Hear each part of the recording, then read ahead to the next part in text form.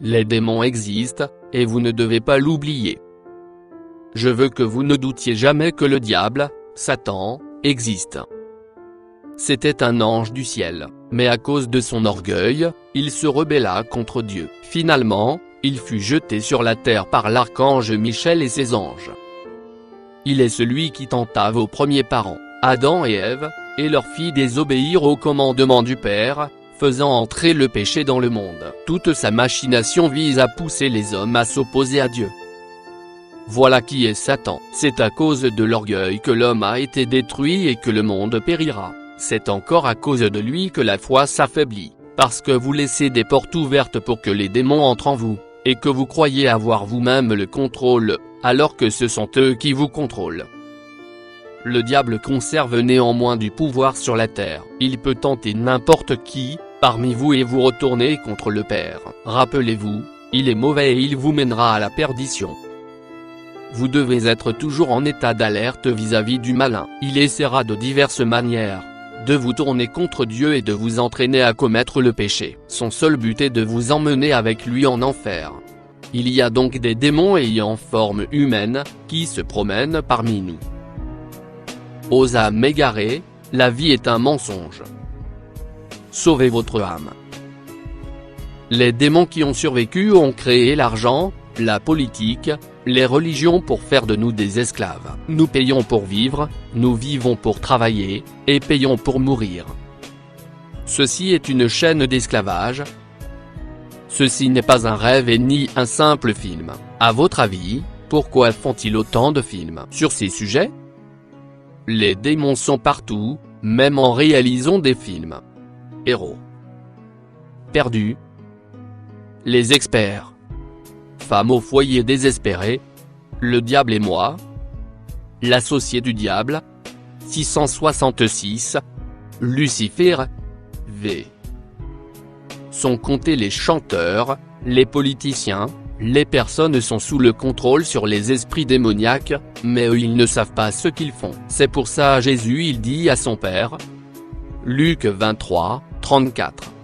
Jésus dit, Père, pardonne-leur, car ils ne savent ce qu'ils font. Ce qu'ils intéressent c'est l'argent. Luc 16, 13. Nul serviteur ne peut servir deux maîtres, car ou il haïra l'un et aimera l'autre, ou il s'attachera à l'un et méprisera l'autre. Vous ne pouvez servir Dieu et Mammon. Suis-je son maître ou son esclave? Je dirais que notre Père Céleste, c'est de quoi nous avons besoin. L'argent est une folie pour l'homme. Le monde entier est sous l'emprise du diable, et de ses anges déchus. Ils vont se manifester de plus en plus. Nous sommes chrétiens, nous avons autorité sur eux. Restons bien en connexion avec le Saint-Esprit. Si les chrétiens ne s'intéressaient pas à ces phénomènes, et n'essayaient pas de les comprendre à la lumière des évangiles, d'autres s'y intéressent, et peuvent proposer des explications erronées, qui peuvent mettre à mal des dogmes chrétiens, et faire perdre la foi aux gens. Il est donc important d'essayer de les comprendre, et au passage de dénoncer les agissements du démon. Satan et ses partisans, à divers degrés, ne sont que mal. Ils sont incapables de bien, de n'importe quel bien.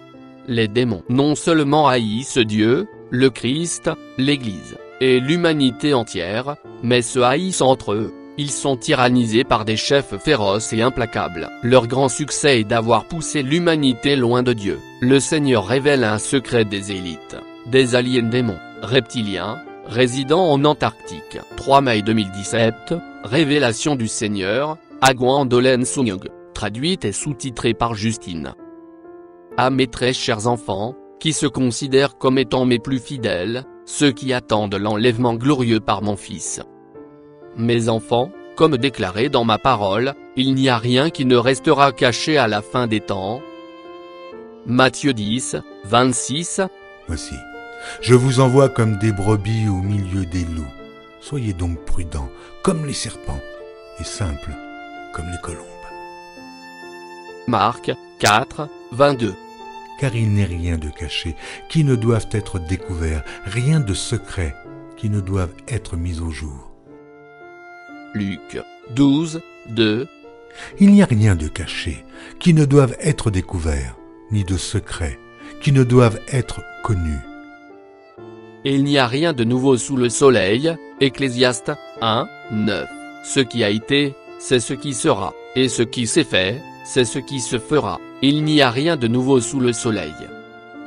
Je ne permettrai pas que mes saints enfants qui s'assoient dans ma présence, jour après jour, soient dépassés par, perdus au sujet de ces choses ténébreuses qui approchent.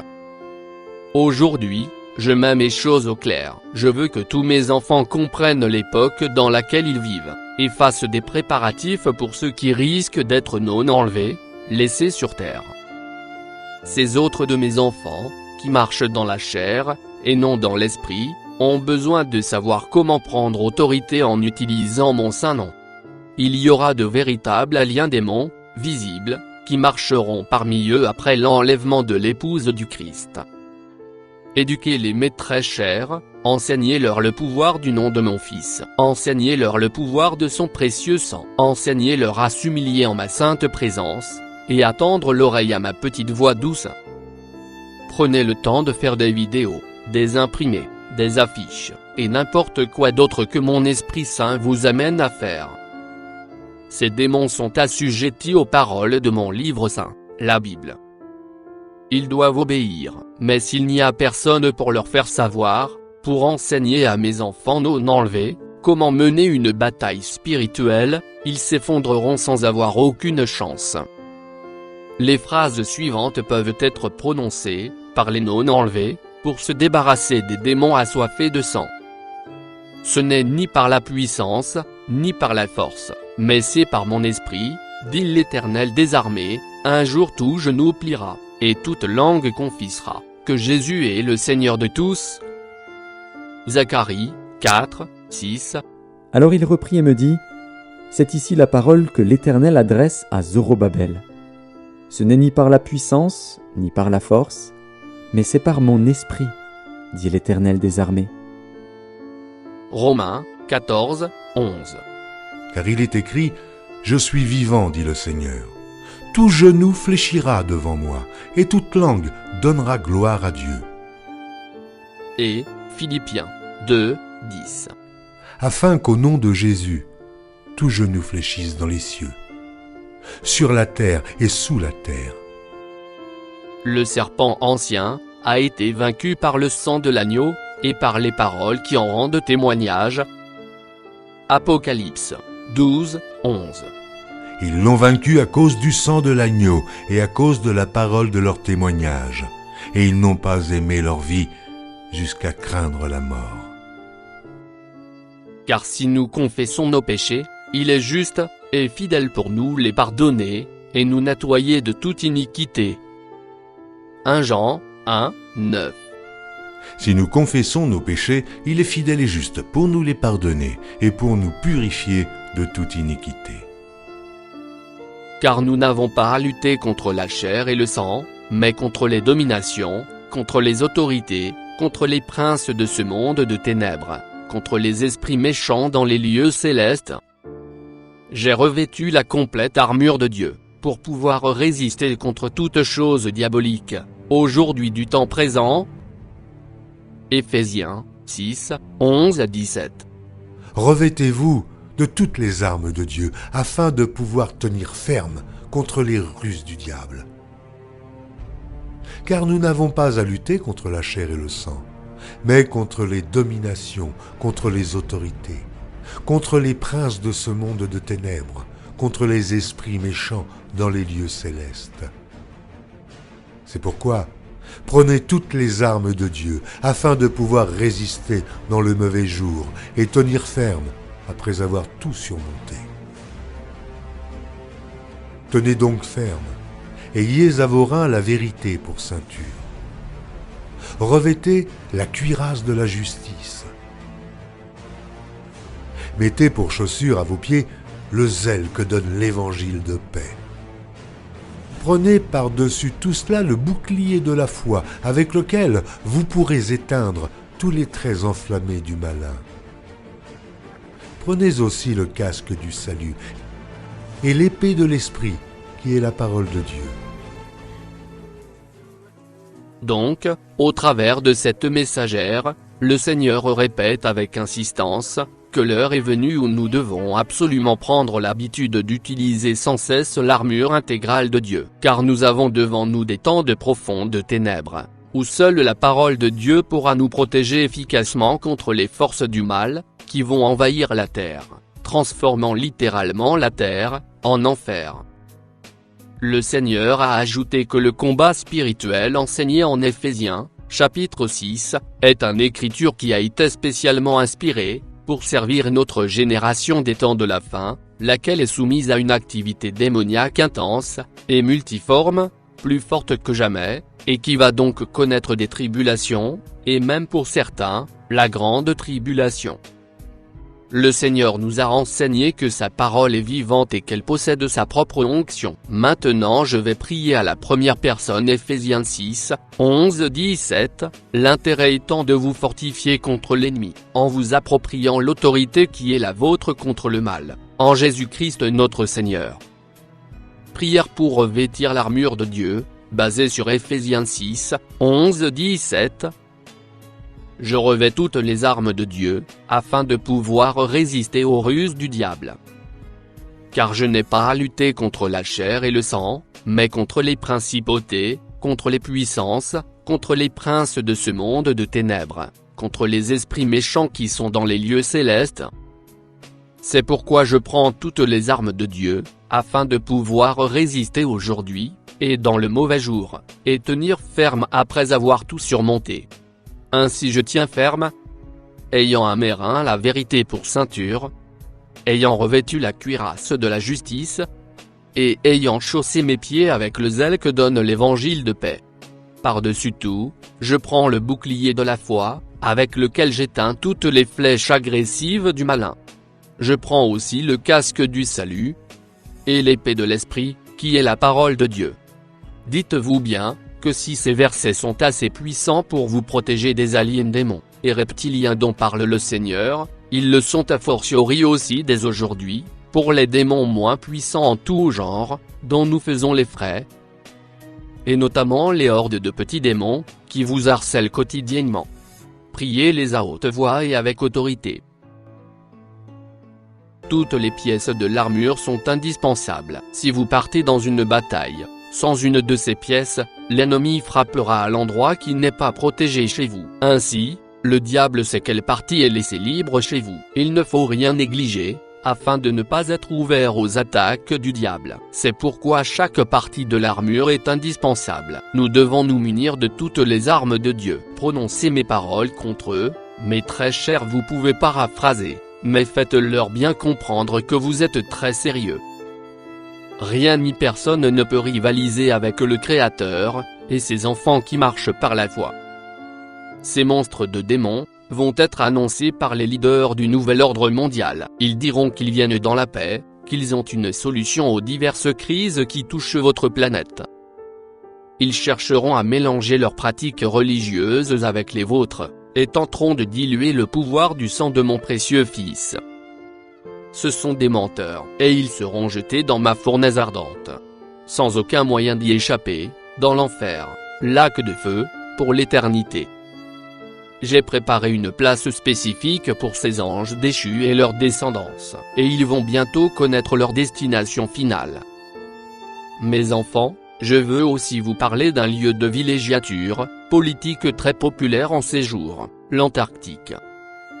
Mes enfants, l'Antarctique est un mystérieux et sinistre passage d'accès au cœur de la Terre, et c'est un lieu où les élites mondialistes viennent pour recevoir leurs ordres de la part des anges déchus. Bien qu'il y ait de nombreux groupes différents d'anges déchus, je parlerai simplement du groupe dominant en cette époque, à savoir, les reptiliens. Les reptiliens ont à eux seuls réuni de nombreux objets historiques, et les ont placés dans leur collection de trésors en Antarctique. Avec l'arche d'alliance, et la lance du destin, les reptiliens croient que quiconque s'empare de l'essentiel des objets d'art historiques, chrétiens jouit d'un accroissement de son pouvoir démoniaque. Ils sont aux antipodes de la vérité, mais très chers. Le seul qui peut éclipser le cœur ténébreux de Lucifer, et son pouvoir vindicatif, c'est Lucifer lui-même. Mes enfants, il reste peu de temps à ces anges déchus et leur destin est déjà scellé. C'est tout pour le moment mes très chers. Dieu le Père, Seigneur Yeshua, et le puissant Esprit Saint. Amen. Les hommes qui vont en enfer deviennent eux aussi des démons, tout comme eux. Ils sont fixés éternellement dans le mal, dans la haine et dans toutes les autres passions mauvaises. Aujourd'hui le malin s'efforce encore de vous éloigner de Jésus, et de vous faire entrer dans son empire du mal. Sans l'aide de Jésus vous ne pouvez réussir contre lui, car il est beaucoup trop astucieux pour vous. Il connaît chacune de vos faiblesses et peut les utiliser à son avantage.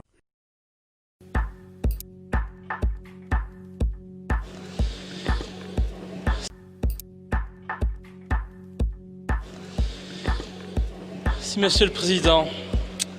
Madame la ministre, vous n'êtes pas la ministre de la Santé. Non, sans hésitation, je peux vous dire que vous êtes la ministre de la maladie publique. Avec les lobbies qui vous dirigent, les lobbies agroalimentaires et pharmaceutiques, vous faites en sorte de nous rendre malades volontairement. Et oui, que voulez-vous?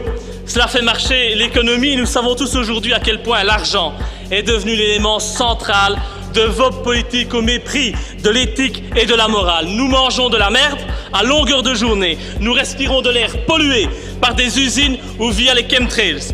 Nous tombons malades à cause de ce que nous mangeons et de ce que nous respirons. Et il suffit de voir l'explosion du nombre de cancers aujourd'hui. Tout cela n'est pas anodin, tout cela est voulu, car cela fait marcher l'économie de la mort. En effet, un homme malade permet aux banques de s'enrichir.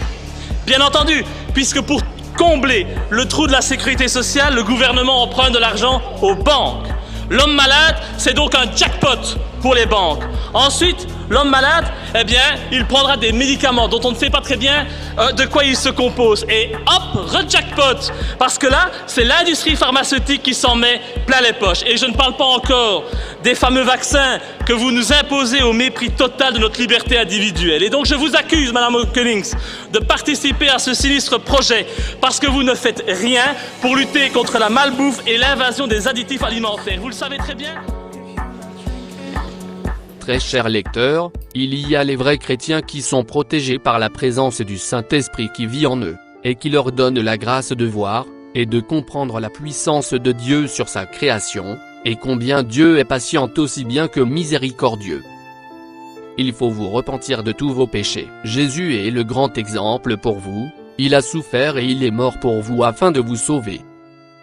Priez pour que le Seigneur vous donne la force non seulement de vivre votre foi en profondeur, mais aussi de mener vous-même le combat spirituel.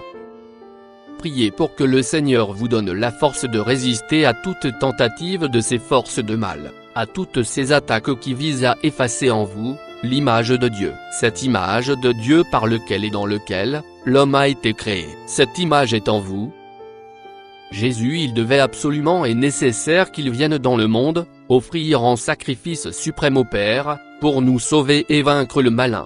À chacun de vous, si vous êtes unis à Jésus et demandez son aide, il donnera la force de défaire votre ennemi, le malin, et de mener une vie sainte pour entrer un jour au ciel. Prenez sa main et n'ayez pas peur, il vous aime et ensemble nous gagnerons. Ne succombez pas dans ces tentations, mais faites comme Jésus, en refusant de faire ce qu'il demande. Encore une fois je vous dis, repentez-vous, car le royaume des cieux est proche. Dieu vous bénisse et vous protège.